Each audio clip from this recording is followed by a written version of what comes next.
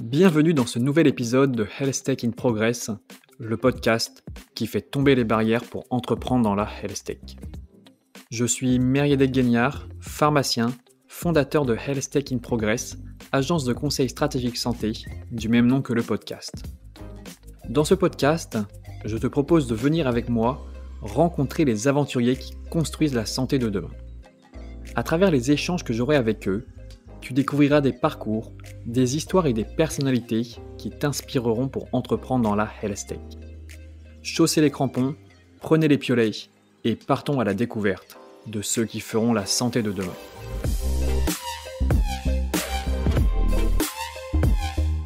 Bonjour Jérôme, merci beaucoup d'avoir accepté mon invitation sur le podcast Health Tech in Progress. Aujourd'hui, on va parler biotech, un petit peu algorithme et tout ça.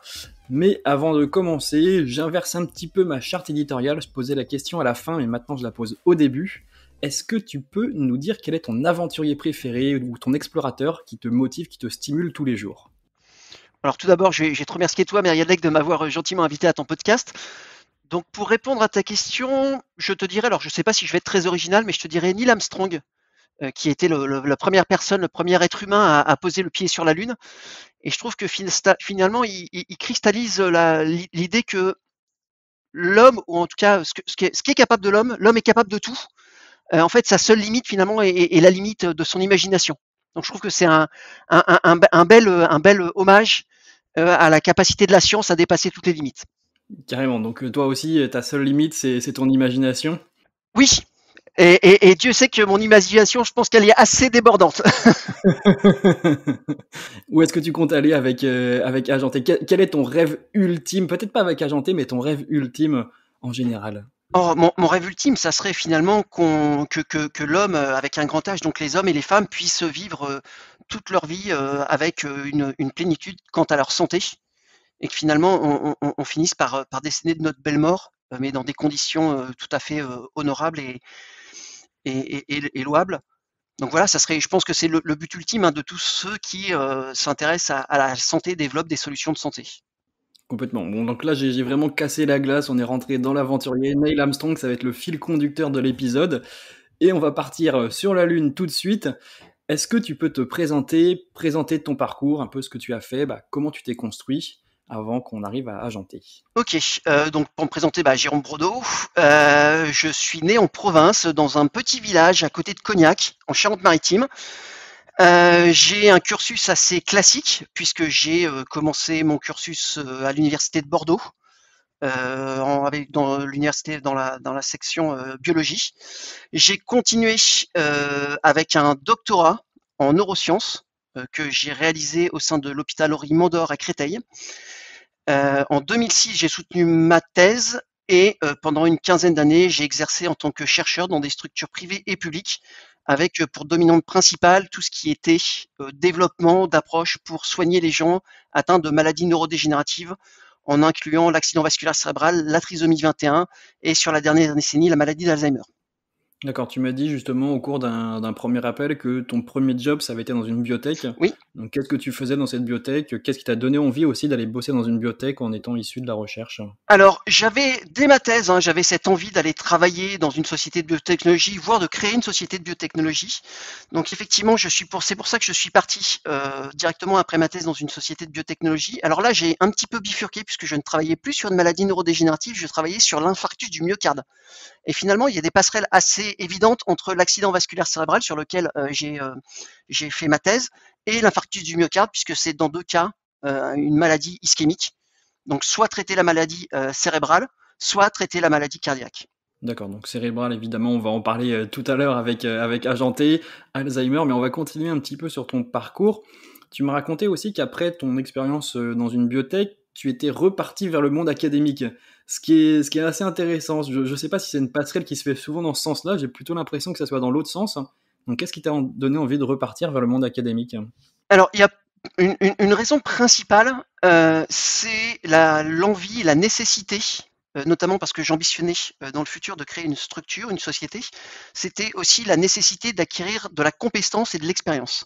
C'est-à-dire qu'en fait, on ne peut pas lancer une société de biotechnologie si on n'a pas une expérience scientifique minimale, on n'a pas une crédibilité, une connaissance minimale qu'on va pouvoir ensuite exploiter et valoriser au sein d'une société privée. D'accord, ça c'est vrai que c'est très intéressant parce que dans ton parcours, on a l'impression que presque tout a été déterminé par cette envie d'entreprendre. Tu me l'avais dit, depuis quand justement, quand est-ce qu'a germé cette envie d'entreprendre? Je pense que c'est pas en tant que tel l'envie d'entreprendre, c'est l'envie de soigner. C'est-à-dire qu'en fait, quand on a une formation scientifique en sciences biologiques, on se lance pas dans ce type d'études comme ça, sans aucune arrière-pensée. Et je pense que l'élément moteur majeur, c'est l'envie de soigner. Et ce passage du privé vers le public et du public vers le privé, c'est cette envie finalement de choisir les structures les plus à même de permettre l'émergence de solutions qui allaient permettre in fine de soigner des patients. D'accord, et je sais qu'aussi au cours de ton passage, tu es passé par le CEA, tu as rencontré une autre figure de la biotech, Franck Mouton, qui a fait un peu le même parcours que toi. Du coup, qu'est-ce que tu faisais toi au CEA? Alors en fait, au sein du CEA, j'ai pu développer la première brique technologique qui était une brique biologique qui a permis finalement la création et le développement du programme de recherche au sein d'Agenti. Ce que j'ai fait, c'est que j'ai développé un modèle animal capable de reproduire de façon fidèle la progression de la maladie d'Alzheimer pour qu'on puisse l'étudier et donc identifier des dérégulations qui allaient servir dans un second temps à diagnostiquer et potentiellement à soigner les patients atteints de maladie d'Alzheimer. Donc tu es resté combien de temps à peu près au CEA? 7 ans. 7 ans, du coup 7 ans. Alors j'étais dans une structure qui était de co-tutelle CEA INSERM. Et donc pendant 7 ans, j'ai eu besoin de 7 ans pour développer le modèle animal qui allait être nécessaire à la création de la société Genti. Donc tu voulais absolument poser cette première brique technologique avant de créer la société? Ou est-ce que ça t'a traversé l'esprit peut-être de vouloir créer la société plus tôt? Alors, le moment exact où l'idée de créer la société Genti a émergé, ça, je pourrais pas forcément te donner une date précise, mais c'est quelque chose qui date d'assez loin, hein, puisque j'ai déposé un brevet en 2013 sur le modèle animal, et j'ai déposé ce brevet avec déjà l'arrière-pensée de pouvoir après le valoriser au sein d'une société privée qui pourrait être créée dans un second temps. Donc c'est quelque chose qui effectivement se réfléchit longtemps à l'avance. On ne se réveille pas un matin en se disant tiens, je vais créer une société de biotechnologie. Ou en tout cas, les gens qui pensent ça, je pense que ça va être très compliqué pour eux. Bah justement, on va revenir sur tout ce passage-là, sur tout ce qui est brevet, etc. Mais là, tu viens de mettre le doigt sur quelque chose d'intéressant, c'est que quand tu t'es lancé justement dans la création de Agenti, bon, je le prononce bien maintenant parce que je le prononçais à la française, Agenté et Agenti, j'avoue que ça claque un petit peu plus. Qu'est-ce que tu t'es dit? Parce que, évidemment, on sait que l'entrepreneuriat, health tech, santé en général, c'est difficile, mais biotech, c'est encore le niveau supérieur.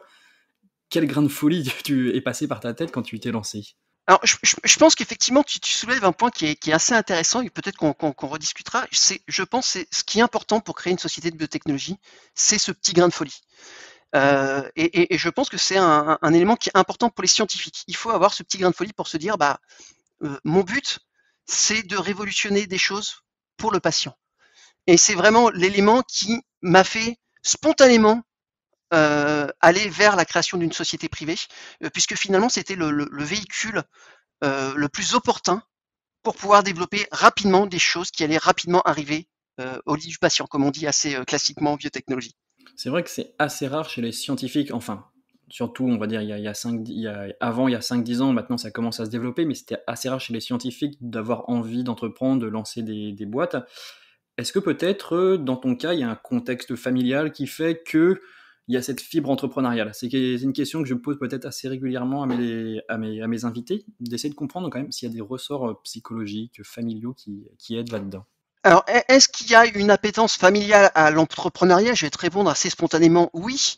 Alors, c'est plutôt de la petite société, puisque moi, mon grand-père, quand il est revenu des camps de travaux à la sortie de la Seconde Guerre mondiale, a créé une petite société, puisque mon grand-père était maréchal ferrant, donc il a créé une petite société en tant que maréchal ferrant, qui a été ensuite repris par mon père. Donc voilà. Mon grand-père et mon père étaient eux-mêmes entrepreneurs et gérants et présidents de leur société. Même si à l'époque on parlait pas de start-up ou de président de société, voilà, ils géraient, ils étaient chefs d'entreprise. Mais je pense que oui, l'appétence au risque, elle est la même, que tu sois président d'un grand groupe ou d'une petite structure, c'est semblable. Je suis d'accord. À l'échelle individuelle, quand ta société périclite, tu as tes employés, tu as effectivement le risque. Le risque, il est pour toi, mais il est surtout, je pense, plus sur les gens que tu portes sur ta société. Tu peux plus facilement assumer ton risque personnel et c'est plus compliqué de gérer le risque que tu fais aussi prendre indirectement aux gens qui sont dans ta société. Complètement. Une question qui me démange, et je pense qu'il va démanger les auditeurs qui vont nous écouter. Pourquoi tu n'as pas repris l'entreprise familiale? Parce que je pense que fondamentalement, j'aurais été un très mauvais maréchal ferrant. Ok, bon, du coup, on va faire la transition maintenant sur ce que tu fais. Donc, du coup, c'est pas maréchal ferrant. Mais avant de nous expliquer Agenty, est-ce que tu peux nous représenter rapidement ce que c'est Alzheimer, comment ça fonctionne? Comme ça, on aura bien les bases pour bien comprendre la suite de l'épisode. Alors, c'est une question qui est très compliquée, donc je vais essayer de le faire de façon assez simple. Ouais, très simple, avec les grandes lignes les plus importantes Oui, peut-être. les grandes lignes, donc la maladie d'Alzheimer, c'est une maladie chronique qui progresse sur au moins 3 décennies, dont au moins les 2 tiers sont à l'état de phase de silencieuse. Donc les individus sont déjà malades, mais ils ne sont tout simplement pas au courant qu'ils sont encore malades. Et ça va impliquer 2 molécules, donc deux molécules qui sont dans le cerveau, qui vont agir, qui sont naturellement présentes, mais qui vont être dérégulées et qui vont aboutir à l'apparition de symptômes démentiels. Et la majorité des patients vont être diagnostiqués, et encore mal diagnostiqués aujourd'hui, au stade démentiel. Et le gros problème actuellement, c'est qu'à ce stade-là, le cerveau est déjà trop abîmé pour qu'on puisse espérer réverser la pathologie. Donc tout l'enjeu actuel maintenant, c'est d'être en capacité de diagnostiquer les individus qui sont déjà malades d'Alzheimer, mais avant l'apparition des symptômes, parce que c'est toujours beaucoup plus simple d'empêcher l'apparition de symptômes que de réverser des symptômes qui sont déjà existants. Tu viens de parler de 2 molécules. Est-ce que tu peux les citer? Parce que je pense qu'on va y revenir forcément dans la suite de l'épisode. Tout à fait, donc c'est le peptide Abeta42, le peptide amyloïde, et c'est la protéine phosphoto. Et ce qui est intéressant, c'est que dans le cadre d'Alzheimer, c'est une maladie qu'on connaît depuis l'Antiquité, qu'on a nommée au début des années 1900. Et ce qu'il faut savoir, c'est que tant qu'on n'a pas nommé une maladie, c'est très compliqué de penser à la soigner.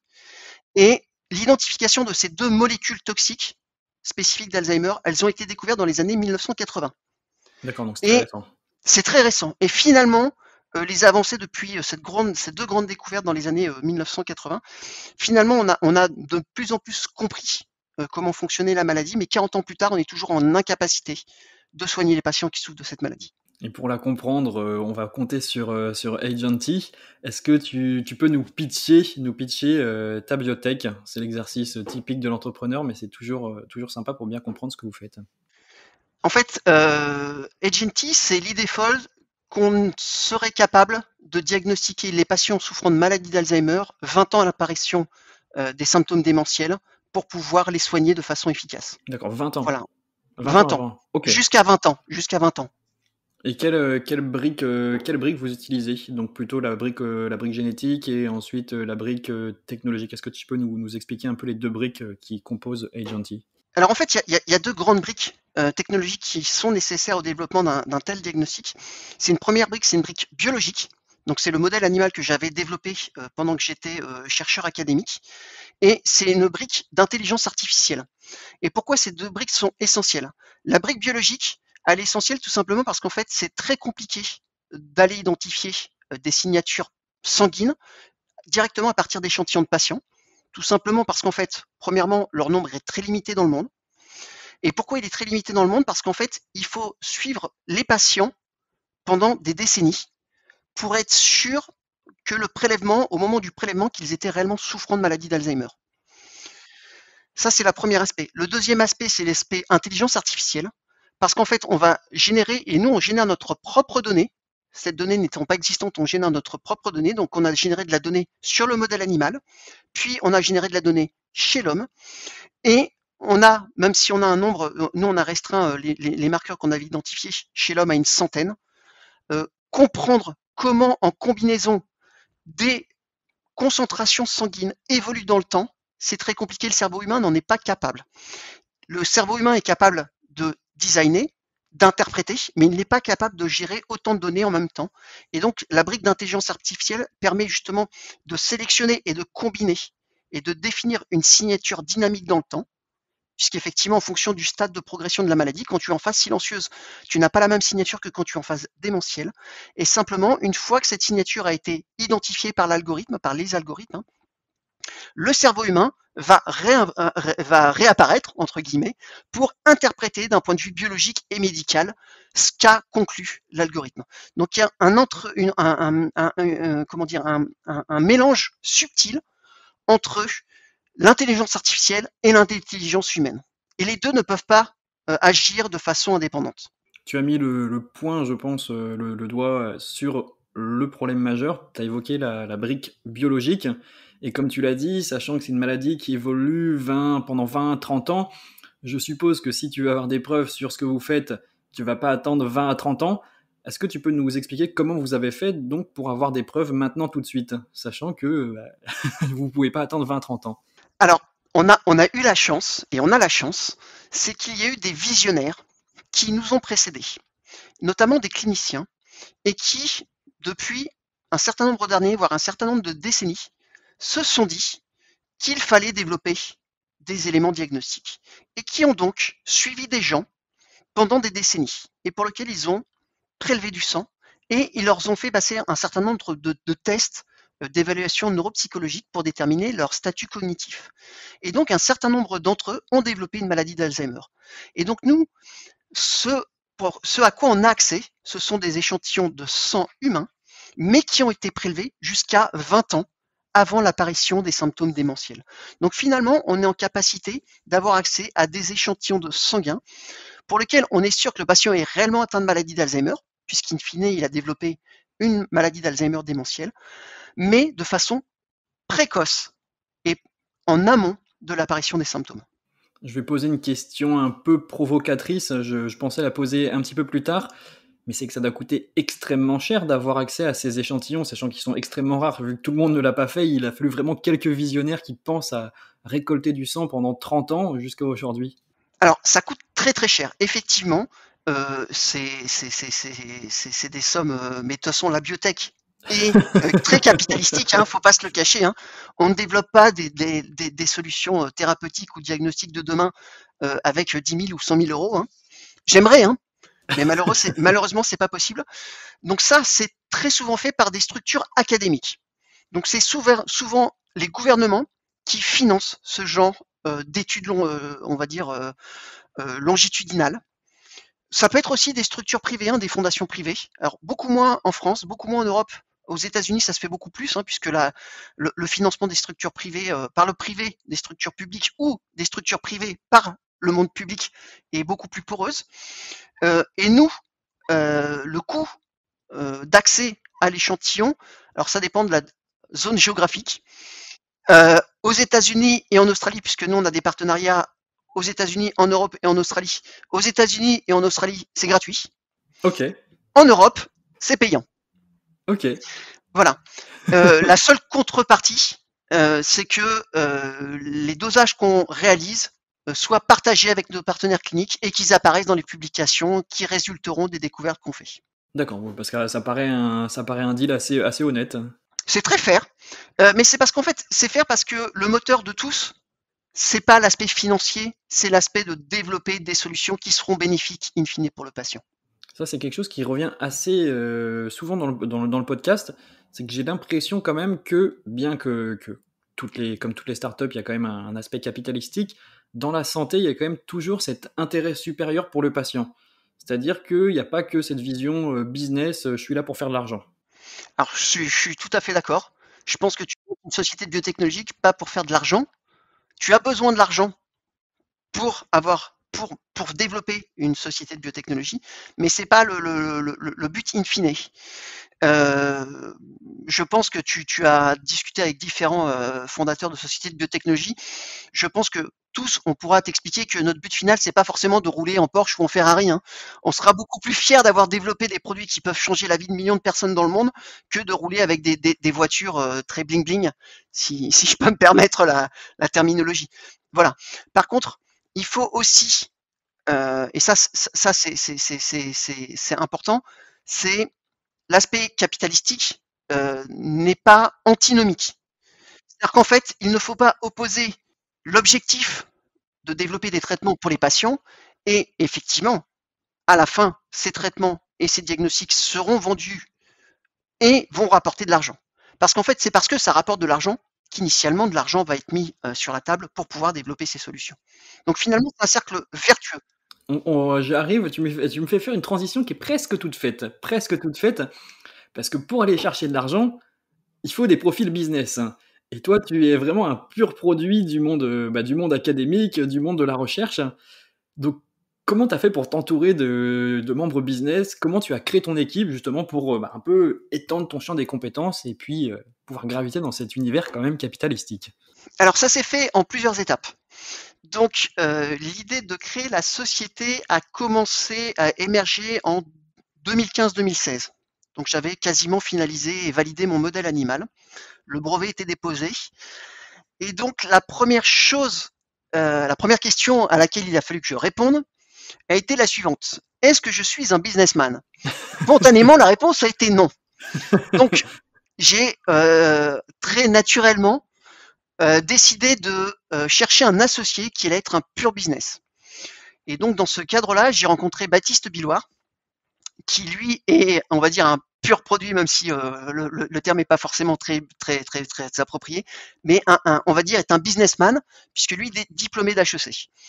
Ce qui nous a rejoint, je pense, c'était notre vision qui, comme tu le disais, était de développer quelque chose qui était plus grand que nous, qui allait apporter quelque chose qui allait nous dépasser.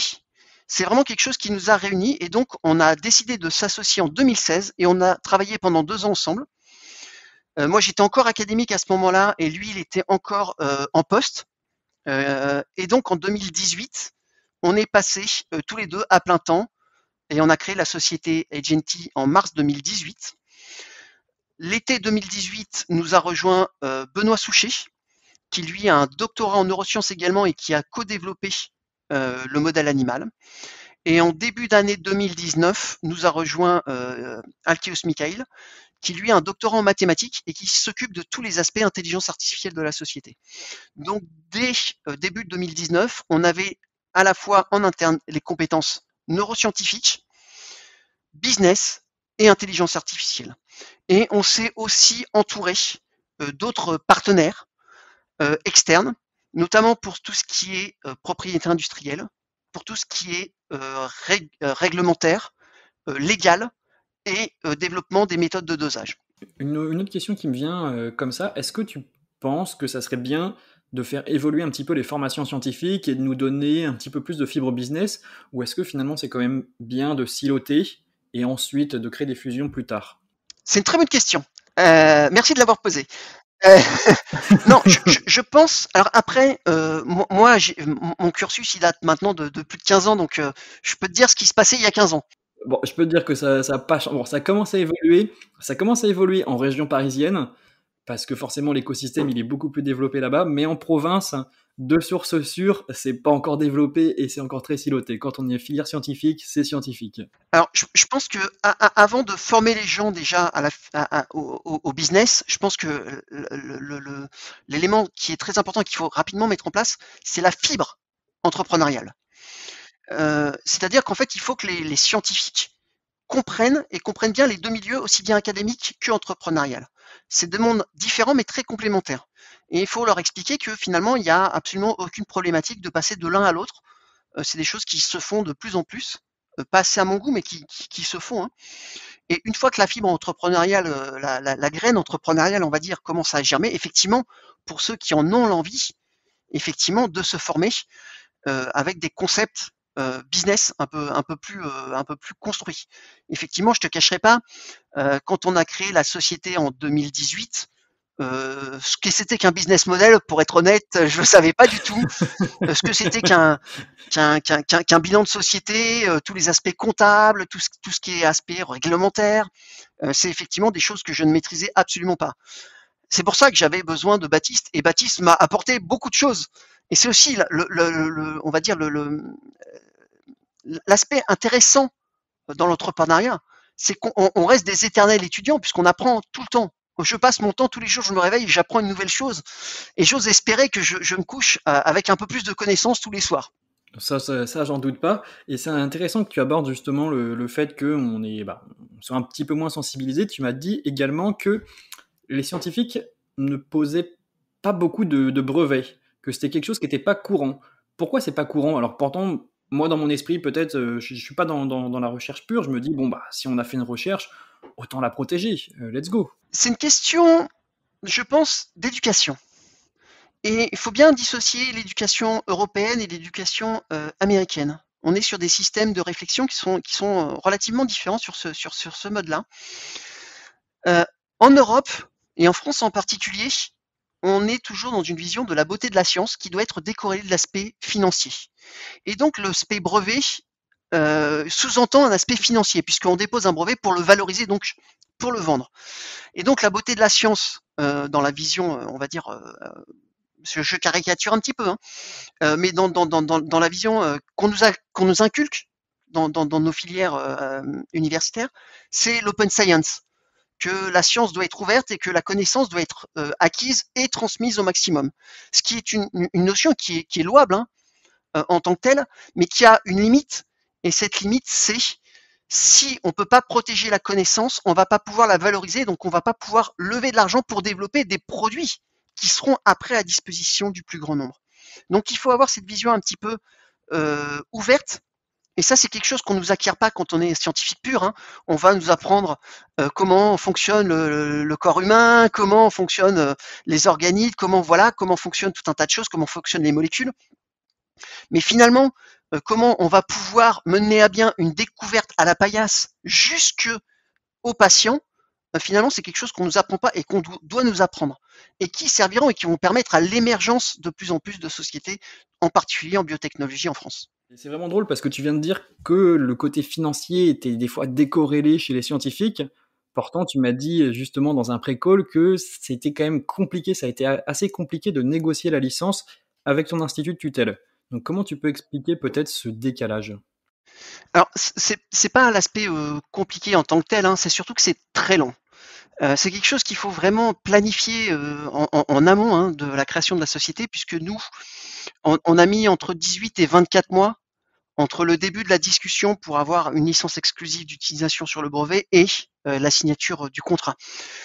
Tout simplement parce qu'en fait, ça fait intervenir énormément de rouages administratifs, des avocats, des experts sur tous les aspects industriels, propriété industrielle, donc ça prend du temps. Donc c'est quelque chose, c'est un vrai frein, ça peut être un vrai frein à la création de sociétés de façon évidente.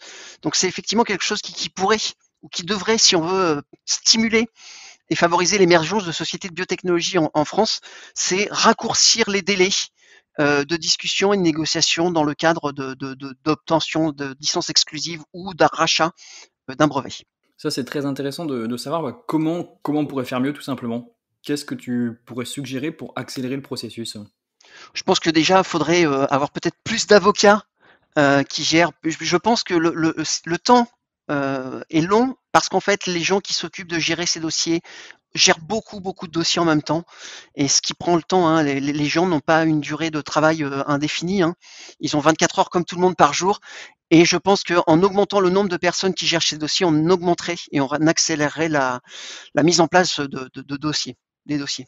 Et outre justement tout cet aspect un petit peu licence, cet aspect aussi financement, enfin peut-être pas financement, mais quels sont les plus gros défis auxquels tu fais face avec Agenty? Alors, le premier défi, on va dire, c'est l'accès aux échantillons de patients.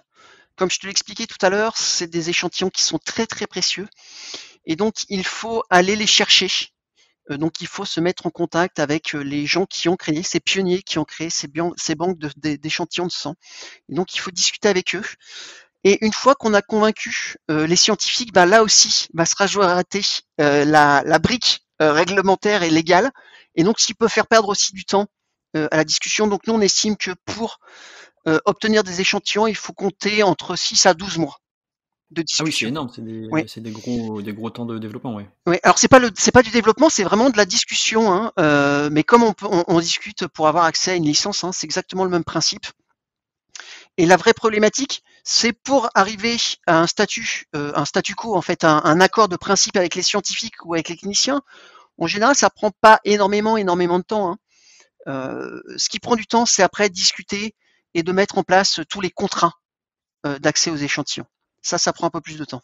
Ce que je comprends quand tu me parles, c'est qu'à chaque fois, il y a des temps très longs. Donc, il y a un temps très long pour négocier la licence, il y a des temps de discussion avec les partenaires, il y a des temps aussi très longs pour avoir des financements. Donc, est-ce que tu as des astuces pour gérer toutes ces temporalités différentes en même temps et continuer à avancer, sachant qu'il y en a, ça va prendre du temps, d'autres, ça va prendre moins de temps, etc. En fait, l'astuce, elle est assez simple, hein. Il faut toujours, quand on monte une société de biotechnologie, mais quand on monte n'importe quelle société, hein, d'ailleurs, on travaille toujours avec 1 ou 2 coups d'avance. Donc c'est-à-dire qu'en fait, on va aller chercher les échantillons 6 mois à 1 an avant de devoir les utiliser. La négociation de la licence, il faut négocier la licence 1 an ou 1 an et demi avant la création de la société pour pouvoir créer la société avec, si ce n'est la licence signée, en passe d'être signée.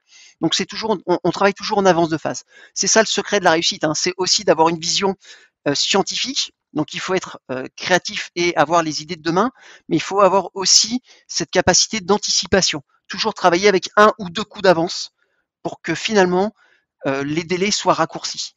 Et comment tu fais pour anticiper, comment tu fais pour lire dans le futur et voir ce qui va arriver plus tard? Peut-être qu'au début, c'est un peu peut-être plus facile, parce qu'il y a beaucoup d'entreprises qui ont fait le même parcours, mais comment tu anticipes la suite derrière? Par exemple, là, si je te pose la question aujourd'hui, qu'est-ce qui va se passer? Qu'est-ce que tu es en train d'anticiper aujourd'hui pour dans 6 mois, 1 an? En fait, il faut anticiper à court terme, moyen terme et long terme. Voilà. Donc avoir une vision du développement du produit et du développement de la société dans le mois qui arrive, dans les 6 mois qui arrivent, dans l'année qui arrive, dans les 3 ans qui arrivent et dans les 5 ans qui arrivent. Et voilà comment on fait pour anticiper finalement et mettre toutes les briques en place pour perdre le minimum de temps. D'accord, donc t'as un papier avec une frise chronologique où tu sais à peu près où tu dois être à tel moment et donc à quel moment tu dois commencer chaque étape. Exactement. Et ça, c'est tout l'intérêt d'avoir un associé business, puisque typiquement, quand on fait un business model, ce qu'on nous demande, c'est de faire justement ces projections sur du court et du moyen terme. Et finalement, sur cette base-là, après, on peut aller définir toutes les étapes et sous-étapes. En fait, c'est un petit peu du rétro-engineering, hein. On part du produit final et on regarde quelles sont les étapes et à quel moment il faut mettre en place. Il faut déclencher chacune des étapes au moment le plus opportun pour perdre le minimum de temps et nécessiter le minimum d'argent. Une question que j'ai pas encore eu l'occasion d'aborder beaucoup sur le podcast, parce qu'il y a encore très peu de startups qui sont rendues à ce niveau-là, forcément, c'est l'industrialisation. Donc, est-ce que dans ta roadmap, tu es déjà en train de penser à l'industrialisation ou c'est encore un petit peu trop loin pour y penser? Alors, on y pense et il faut y penser dès le début. Dès le De début, toute d'accord. façon, oui, de toute façon, ou très rapidement. Parce que si tu n'y penses pas, les gens qui voudront investir dans ta société te poseront la question. C'est comme pour les brevets, c'est exactement la même chose, hein, ça fait partie des questions incontournables. Et donc la question c'est est-ce que nous on y pense? Oui, effectivement. Typiquement, je te donne un exemple. Là, on est actuellement en train de développer des méthodes pour doser nos marqueurs sanguins.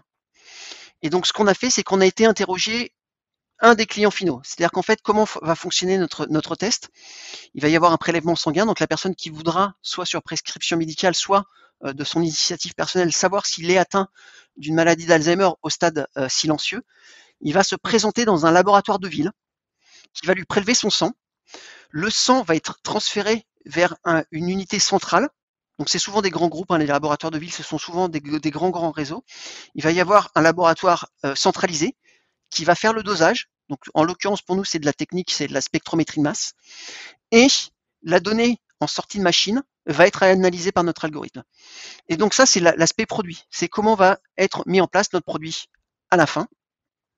Et donc pour l'étape d'industrialisation, ce qu'on a fait, c'est qu'on a été discuter avec des acteurs incontournables de ces réseaux de laboratoires de ville et on leur a demandé quelles sont les méthodes et quels sont les critères qui vous permettent, vous, directement d'intégrer la solution.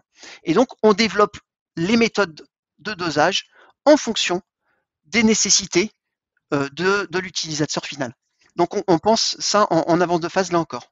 Je suis vraiment très content parce que c'est vraiment du conseil extrêmement concret pour ceux qui nous écoutent et qui entreprennent dans la santé en général. C'est que tu y as pensé. Et donc ça, c'est plutôt toi qui vas le faire ou c'est plutôt ton associé business qui va aller au contact justement de ses futurs clients? Alors, c'est des clients indirects, puisque l'utilisateur final, c'est le patient. Alors, c'est toujours, je pense que, encore une fois, je pense que un message important, c'est, même si c'est des sociétés de biotechnologie, donc qui reposent sur un cœur scientifique dur, important, cet aspect business et gestion de projet, ces deux composantes sont très importantes. Donc nous, la façon dont on procède avec mon associé, c'est que toutes les réunions, ou la très très grande majorité des réunions, on y va toujours tous les deux, pour pouvoir répondre aussi bien aux aspects scientifiques durs que business pur. Donc C'est ouais. vraiment extrêmement intéressant ce que tu dis là, ouais. Donc c'est vraiment quelque chose qui est pas forcément, et surtout je pense à la création des sociétés de biotechnologie, c'est souvent la brique business fait souvent défaut, et c'est une vraie problématique, parce que des erreurs que tu fais au moment de la création de la société peuvent avoir des répercussions 2 ans plus tard, et qui pourra faire que ta société ne pourra pas lever de l'argent parce qu'en fait il n'aura pas répondu aux bons critères qui rentrent dans les cases soit de business angel, soit de fonds d'investissement. Donc il faut vraiment marcher, en fait souvent on prend cet exemple-là, mais il faut marcher sur ses deux pieds, essayer de courir plutôt que marcher, mais en courant, en tout cas en courant ne pas tomber.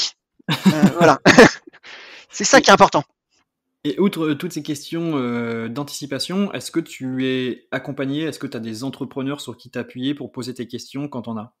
Alors évidemment, nous on a eu la chance, et je pense que c'est une des plus grandes chances qu'on a eues, c'est qu'une des premières personnes qui nous a soutenus, d'abord, on va dire, dans notre façon de structurer la société, puis après il a investi financièrement, c'est le docteur Bernard Majoie, donc j'en profite pour le remercier publiquement, qui est l'ancien président des laboratoires Fournier. Donc c'était un laboratoire pharmaceutique qui faisait la taille, qui a été revendu, hein, mais qui faisait la taille des laboratoires, à peu près de la taille des laboratoires Servier. Et il nous donne la chance d'obtenir ses conseils. Et ça, c'est quelque chose qui est ultra important, d'obtenir des conseils. Et donc lui, aussi une de ses grandes qualités, si je peux me permettre, c'est que c'est quelqu'un qui a géré, on va dire, un navire pharmaceutique de taille assez importante, hein, puisque c'était plusieurs milliers de salariés. Mais à la base, c'est un vrai scientifique. Il a un doctorat en chimie. Et donc, il est en capacité de comprendre les aspects purement scientifiques et les aspects business. Donc ça, ça pour une société de biotechnologie, c'est de l'or. Voilà. Et on sait qu'on a eu cette chance de pouvoir bénéficier, de bénéficier encore de ces conseils depuis la création de la société et pendant les 3 ans de vie de la société et dans les futures années. Et comment tu l'as rencontré? Tu l'as rencontré de manière prospective, de manière active ou tu l'avais déjà dans ton réseau avant? Alors, c'est un concours de circonstances. C'est souvent des concours de circonstances, hein, dans la vie. Après, là, moi, je suis pas quelqu'un qui croit dans la chance. Je pense qu'on crée sa chance. Ce qui s'est passé, c'est que quand j'ai publié mon modèle animal, donc dans un journal scientifique, j'ai fait un petit communiqué de presse, et donc je suis apparu dans Biotech Finance, pardon. Excusez-moi, Biotech Finance. Je cherchais le nom. Et donc, le docteur Bernard Majoie a lu l'encart et a trouvé l'approche qu'on était en train de mettre en place très intéressante. Et il a contacté l'éditeur et il lui a demandé nos coordonnées. Et donc, il m'a très spontanément appelé sur mon téléphone portable. Et donc, on a discuté de façon complètement détendue. Et donc, il s'avérait que finalement, oui, on était assez à l'unisson, puisque lui aussi a cette vision très patient-centrée de développer des produits, puisqu'il a lui-même créé une fondation contre le cancer où il a injecté plusieurs millions de son argent personnel. Et donc, il nous a guidés dans les premières étapes de la création de la société. Et quand on a commencé à générer des premières données sur l'animal, il a souhaité s'investir plus, pas simplement dans sa position à nous conseiller, mais il a aussi investi personnellement dans la société. D'accord, donc on passe une petite dédicace à Jacques-Bernard Tast, Oui, le président de Biotech Finance, qui a permis cette rencontre finalement. exactement.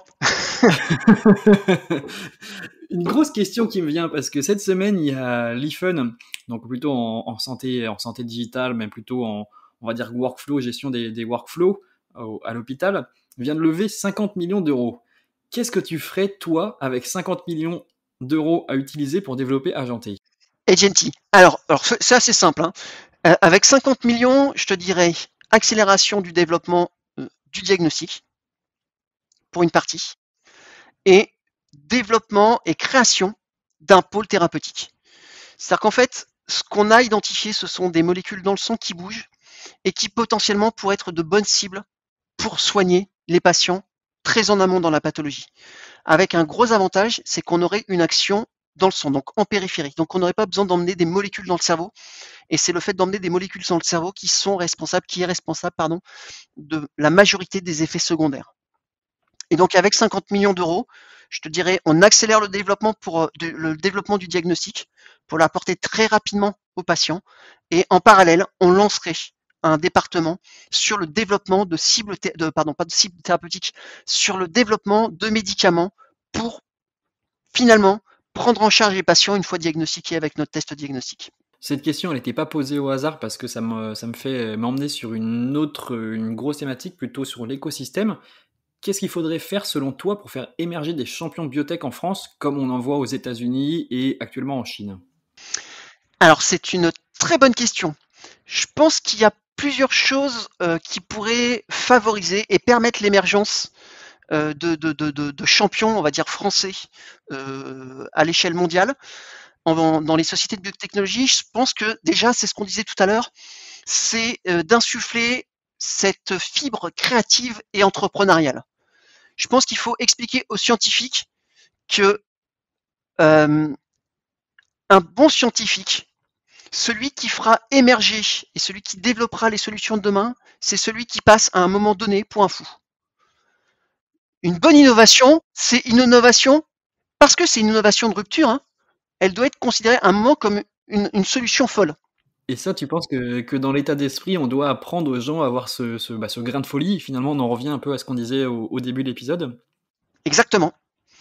On reprend l'exemple de la conquête de la Lune. Hein.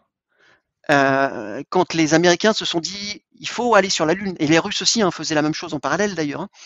En fin des années 50, c'était une idée folle. Une décennie plus tard, l'homme avait mis le pied sur la Lune.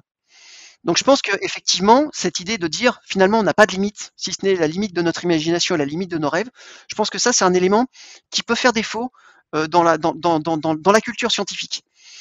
Un deuxième élément, c'est la culture de l'ambition.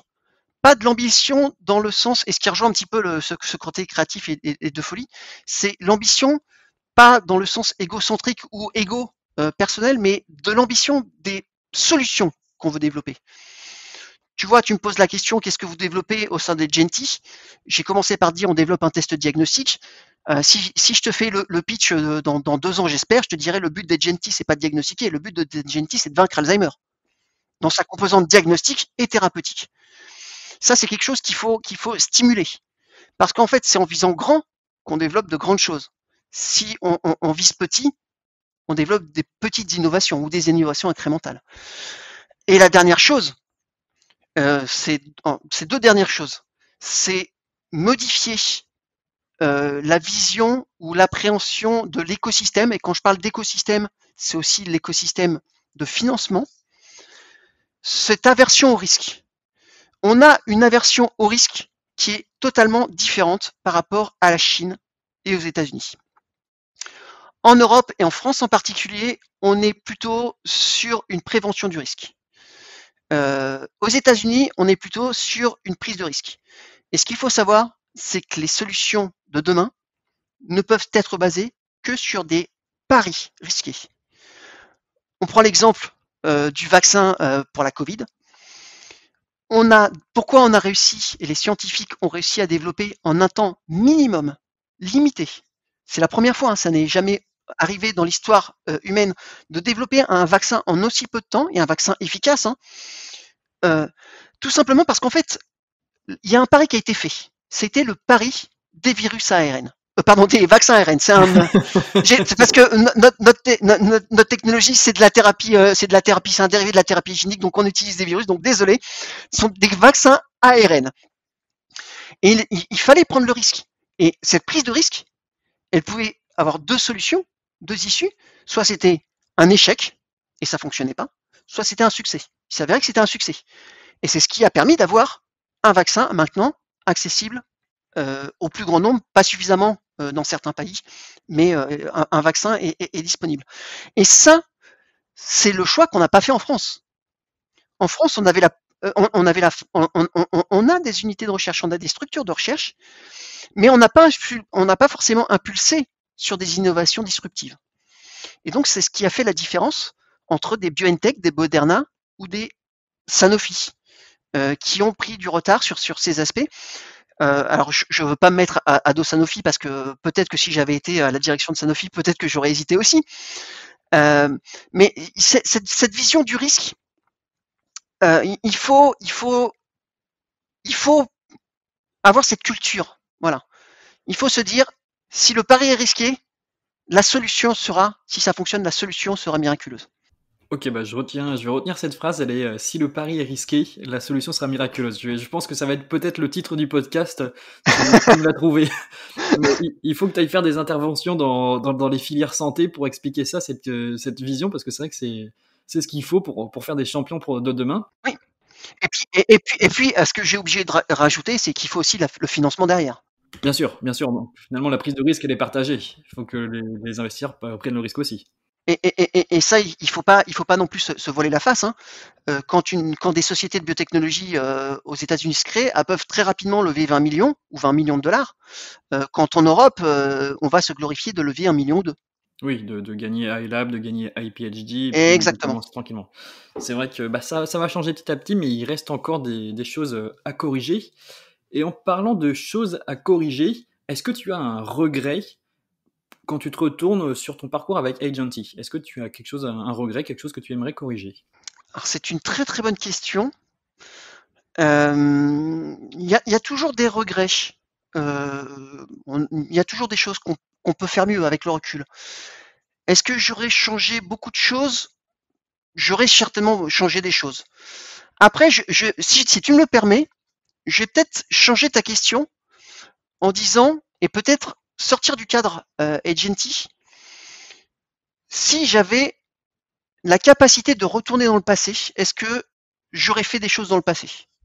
Je pense que la question est peut-être plus intéressante et je pense que ça va peut-être t'éclairer un peu plus sur ce qui peut pousser quelqu'un à développer des produits de santé. Si j'avais cette capacité-là, je retournerais dans le passé pour aller dire à certaines personnes de ma famille, ou même je fais mieux que ça, c'est que j'irais dans le passé, je les mettrais dans ma voiture et je les emmènerais à l'hôpital. Pour qu'ils soient soignés, ils seraient certainement encore à mes côtés maintenant. Voilà. Alors, c'était pas sur la maladie d'Alzheimer, même si actuellement, ma propre grand-mère est atteinte de maladie d'Alzheimer, donc je sais ce que c'est que d'entendre sa mère t'expliquer que sa propre mère ne la reconnaît plus. Mais je sais aussi ce que c'est que de supporter la souffrance de quelqu'un qui décède et qui n'aurait pas dû décéder, pas parce que on n'est pas en capacité de le soigner, c'est tout simplement parce qu'en fait, on l'a diagnostiqué trop tard. D'accord, ok. C'est vrai que c'est un très beau message et on espère que dans les années plus futures, et ça va arriver très vite, et notamment avec Agentic, qu'on puisse diagnostiquer des choses qui seront diagnosticables et soignables précocement. Et peut-être pour mettre un peu plus de rose, la question, la question, excuse-moi. Non, il n'y a pas de souci. La question jumelle de celle-ci, quelle est ta plus grande fierté? Si tu veux, on peut aussi étendre cette question à ta vie entière. Alors, ma plus grande fierté. Je te dirais, j'ai encore un petit peu botté en touche, comme j'ai botté en touche sur la question précédente. Je vais dire, alors je suis content d'avoir créé la société Agenty. Est-ce que je suis fier? Ma réponse sera non. Ok, intéressant. Parce qu'en fait, parce que tout simplement, parce que souvent, d'ailleurs, c'est quelque chose que je dis assez souvent. On nous félicite souvent de ce qu'on a fait, et je réponds, on n'a pas à nous féliciter parce que pour l'instant, le produit il est toujours pas là. Je pourrais commencer à être fier quand je serai en capacité de me dire, voilà, le produit il est sur le marché, les patients en bénéficient. Voilà. Là, tu commences à pouvoir te retourner et te dire, ouais, ok, j'ai fait quelque chose qui a apporté quelque chose aux autres. Là, pour l'instant, tant que le produit il n'est pas sur le marché, on est sur la bonne voie, mais je considère, après chacun visualise les choses comme il veut, je pense qu'il n'y a aucun élément qui me permette d'être plus fier que mon père qui réparait des machines agricoles pour des viticulteurs. Voilà. La fierté pour moi, pour l'instant, voilà. Euh, Ok, toujours bah, c'est vrai que bah, du coup, bah, c'est très humble de ta part, et je pense que c'est un peu ce que tous les dirigeants de biotech vont penser, parce que c'est vrai que c'est des processus très très longs, et c'est des processus aussi, je suppose, qui créent de la frustration, parce que tu aimerais que ça aille beaucoup plus vite, tu aimerais que ton produit soit sur le marché directement. quand tu crées une société de biotechnologie, tu sais très bien que tu n'emmèneras pas malheureusement un produit sur le marché en 6 mois. Mais je pense qu'il y a une différence quand même entre le savoir et l'intégrer en soi, quoi, vraiment dans son corps. Alors, tu le sais parce qu'encore une fois, comme je te disais tout à l'heure, il y a un effort de planification à l'avance. Donc, quand tu planifies à l'avance, tu sais les échéances. Après, il n'y a pas de frustration. Il y a toujours de la frustration, hein. Clairement, si on avait eu des millions d'euros mis sur la table, on aurait certainement pu aller plus vite. Et on pourrait certainement aller plus vite. Néanmoins, il y a aussi ce qui permet de pallier cette frustration, en tout cas cette sensation de frustration, c'est que chaque jour, tu avances et tu es un peu plus proche du produit et un peu plus proche de l'accès de ta solution au patient. Donc on le voit, typiquement, il y a quand même des choses. Euh, la signature de nouveaux partenariats avec des cliniciens qui va nous permettre d'accéder à plus d'échantillons, l'accès à des données et à des premiers résultats, tu vois, sur l'animal, après une première preuve de concept chez l'homme, là le lancement d'une deuxième étude clinique chez l'homme, l'accès à de nouveaux échantillons, des levées de fonds. Donc il y a énormément d'éléments qui émaillent la vie d'une société, qui jalonnent plutôt qu'émaillent, qui jalonnent la vie et le développement et la croissance d'une société. Ce qui permet justement de ne pas te sentir statique. Ce qui est frustrant, c'est d'avoir l'impression d'être statique. Quand tu crées une société de biotechnologie, j'espère, en tout cas c'est comme ça que nous on le visualise au sein d'une GT, c'est comme ça que ça se passe, c'est qu'on n'est jamais statique. On passe notre temps à apprendre, à comprendre et à avancer et à développer le produit. J'allais te poser encore deux questions, mais je vais peut-être inverser l'ordre de mes deux dernières questions. C'était de savoir si tu avais un conseil concret pour les entrepreneurs qui nous écoutent et qui entreprennent dans la biotech. Et je vais anticiper ta réponse ou t'en suggérer une, et puis tu vas me dire ce que tu en penses. Est-ce que tu conseillerais aux entrepreneurs, bon ma question elle est rhétorique, est-ce que tu conseillerais aux entrepreneurs de célébrer toutes les victoires justement pour tenir dans le temps? Ah, de façon évidente. Non, J'ai mal ça bien posé la sûr. question, c'était très rhétorique. Je vois pas Ah, comment quelqu'un pouvait répondre non à ma question. non. Alors c'est pas forcément spontanément ce que j'aurais répondu, mais je trouve que finalement je vais reprendre pour moi, si tu me permets, ta réponse rhétorique qui est finalement aussi un très bon élément. Après que je compléterai peut-être aussi par une vision autre, mais effectivement c'est important et c'est ce qui permet justement. Alors clairement, créer une société de biotechnologie, je vais parler, c'est tripant. Clairement, d'un point de vue, enfin, c'est excitant, c'est épanouissant, c'est génial. D'un point de vue scientifique, d'un point de vue personnel, d'un point de vue compréhension économique, il faut pas se le cacher non plus, c'est qu'il y a aussi des moments où c'est moins sympa. Il y a des moments où c'est plus compliqué parce qu'il y avait quelque chose qui était imprévu. Et ce qui permet de tenir, c'est d'être convaincu de ce qu'on fait et de la grandeur de ce qu'on fait, en tout cas de l'impact que ça pourrait avoir pour les autres. Ça, c'est le premier point. Et de les féliciter. Effectivement, de se voir. Ce qui est un peu plus compliqué d'ailleurs dans ces périodes de pandémie, hein, c'est l'esprit d'équipe, c'est la cohésion d'équipe, c'est d'avoir une vision où tout le monde va être dans le même sens. Je pense qu'il y a une force, je pense que la force de l'entrepreneur, c'est de ne pas avoir de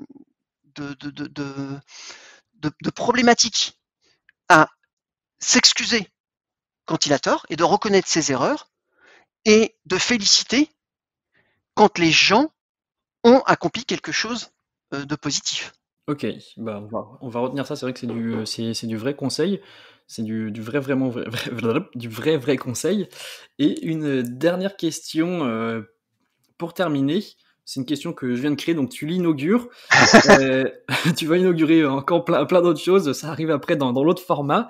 Quel est le domaine sur lequel tu es en train de monter en compétence actuellement ? Et ça fait écho à ce que tu me disais en début d'épisode. J'étais très content que tu m'en parles, que tu disais que tu apprenais tout le temps. Donc, qu'est-ce que tu es en train d'apprendre aujourd'hui ? Sur quoi tu es en train de monter en compétence ? Tu te focuses peut-être un peu aujourd'hui. Alors, sur plein de choses. Alors, je peux t'en citer plusieurs. Monter en compétence en spectrométrie de masse. Donc, c'est la technique de dosage qu'on utilise. C'est une technique que j'avais jamais utilisée. Donc, tu es obligé de te mettre à niveau sur tout le principe, les limites, les avantages. L'intelligence artificielle. Tu m'aurais parlé de machine learning, d'algorithmes, de régression logistique il y a 2 ans. Je t'aurais dit, wow, ça a l'air hyper compliqué. Ça l'est. Mais maintenant, je comprends les grands principes. Je comprends et ce qui est important, c'est surtout ce qui est vraiment important, c'est de comprendre les limites. Avoir de la connaissance, c'est bien, mais ce qui est important, c'est de savoir les limites à notre connaissance, et justement pour en pallier, ou les limites des techniques. Dans les essais cliniques, il faut comprendre les essais cliniques, et notamment sur Alzheimer. Actuellement, il y a des problématiques dans les essais cliniques, et notamment sur l'inclusion des patients dans les essais cliniques, qui peuvent être directement responsables de la difficulté à démontrer l'efficacité de traitement. Et un dernier point, et je pense que ça, on l'apprend tous les jours, et je pense que c'est beaucoup plus vrai pour les gens qui ont un profil comme moi scientifique, c'est d'apprendre à pitcher, à transmettre un message, une information à différentes audiences, à différents auditoires, de façon simple. Et ça, c'est pas quelque chose qu'on apprend classiquement quand on est scientifique, puisque on nous apprend à utiliser des terminologies compliquées. Voilà, c'est d'apprendre à transmettre une passion, un message, une vision, avec des mots simples, qui soient compréhensibles du grand professeur hospitalier à un enfant de 10 à 15 ans. Voilà. D'accord, bah, je peux te rassurer, je pense que tu as été très très clair, et justement, avec un peu le recul que je commence à avoir pour un scientifique, c'est très très clair, c'est très carré, et même tout simplement ton élocution, elle est très très claire. Merci. Je peux encore m'améliorer, je te rassure. On peut toujours s'améliorer, mais c'est déjà vraiment pas mal.